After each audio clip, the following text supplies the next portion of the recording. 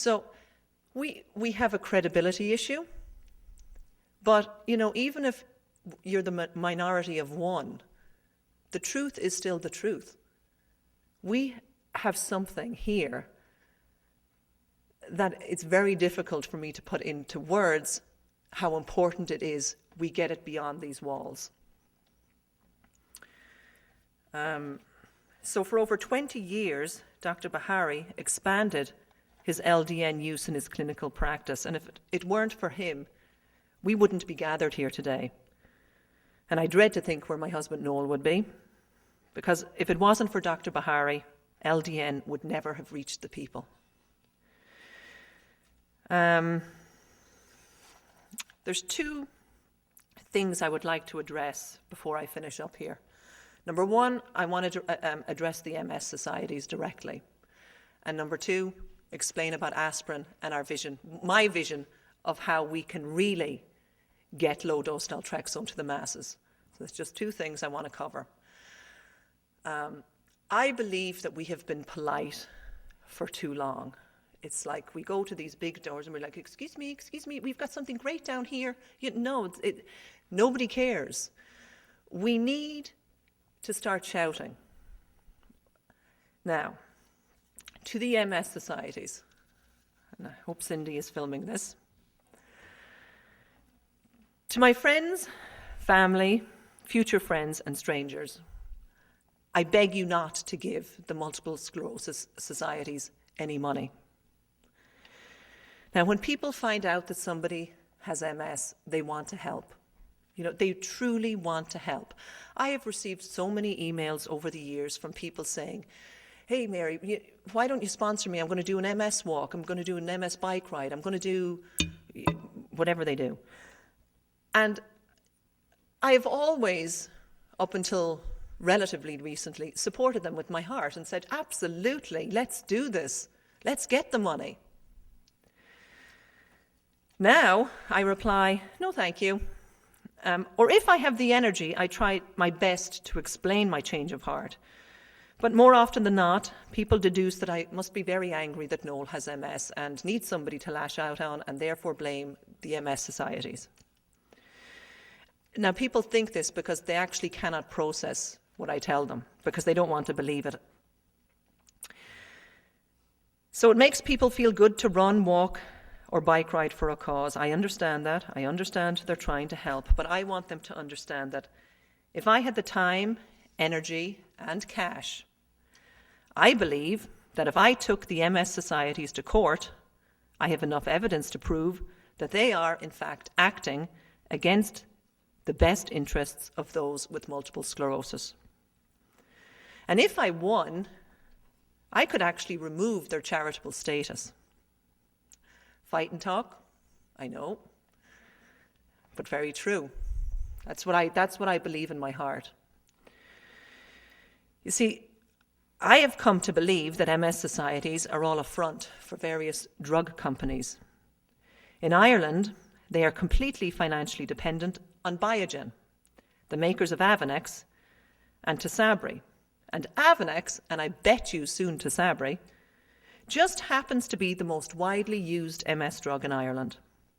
Biogen make megabucks selling Avonex, and they use Irish MS victims as guinea pigs for their poison via the MS societies. Now, to get a drug because a charity suggests it almost feels like accepting a cookie from Little Red Riding Hood. Well, in this story, I learned that Little Red Riding Hood is, in fact, the big bad wolf.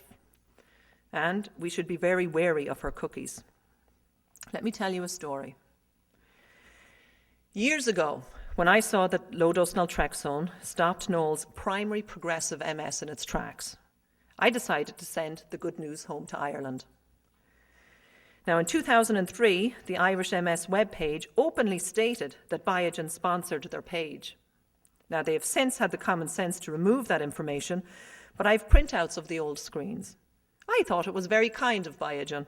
How nice to give back some of their profit to a charity. Then I tried to post Noel's LDN success story on their letters page, but it never made the cut. Now, people were allowed to post about Avonex and other drugs, bee stings and diet, but they really would not let me speak about low-dose naltrexone. And then they banned me from posting, so I wasn't allowed to speak about anything. So, instead of posting, I decided to contact every MS branch in Ireland personally and tell them my story. Now, the names and numbers of each branch manager used to be public information. So I called every single branch, and the people I spoke to could not have been any more kind. The people who work on the ground of MS societies are absolutely there for all of the right reasons. I don't doubt any of them. But most of them don't understand how the top level of the organisation operates. Everyone I contacted was directly affected by MS, and many of them helped me kick off the LDN campaign in Ireland in 2003. And they couldn't believe I was banned from trying to tell my personal story on a public letters page. So the years passed and the LDN community grew. Many trials proving how effective LDN is for MS were finished. Some trials documenting the safety of LDN were published. And over 100,000 people are now taking low-dose naltrexone. We got that number from all the pharmacists who compound LDN. Between all of them, there is 100,000 people. So that's not anecdotal.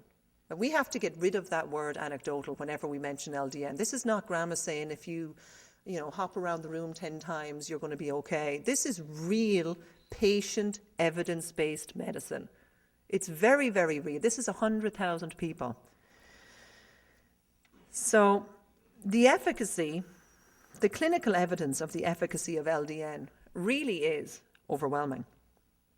So finally, after much pressure, the Italian MS Foundation funded Dr. Gironi's trial for primary progressive MS in Italy in November 2006. This is the trial that Dr. Skip was talking about. So that trial kicked off in 2006, finished in 2007, and was published in 2008. It was a 40-person trial, and the results were very successful. As Dr. Skip stated, only one person, and remember, this is primary progressive MS we're talking about, only one person showed signs of progression. And let me quote the published paper. It said, "A significant reduction of spasticity was measured at the end of the trial. Beta endorphin concentration increased during the trial." And I just want to point out that in this trial, Dr. Gironi gave the LDN at night. And they conclude by saying, "Our data clearly indicate that LDN is safe and well tolerated in patients with primary progressive MS." Now remember, this is a trial that was funded by the MS Society in Italy. Yesterday, I did a search for LDN on the US National MS website. And the only article I could find about LDN, there is only one, it started off by saying, "Many people have been asking us about low-dose naltrexone." And the response was this: "There are currently no published data from controlled clinical trials to support the use of naltrexone in MS." That's the first line. I mean, that is not true. And that untruth is poisoning people and even killing some people whose first stop after they receive that devastating diagnosis of MS is the MS Society.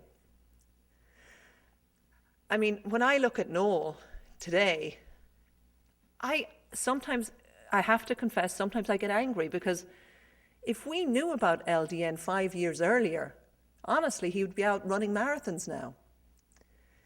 The people in Ireland I know who started LDN 6 years ago, the same time Noel did, their MS is exactly where it was then.